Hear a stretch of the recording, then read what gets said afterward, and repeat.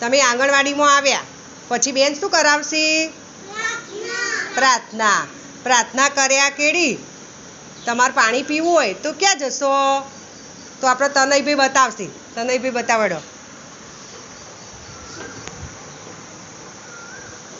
જો ભાઈ એ પાણી ક્યાં પીવે છે તમે જુઓ.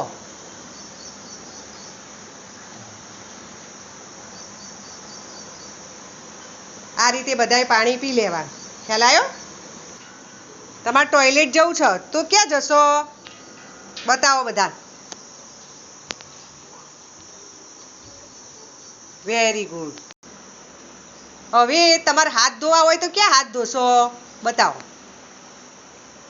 Very good. હાથ ધોયા કેડી તમારે હાથ લૂછવા હોય તો ક્યાં લૂછશો?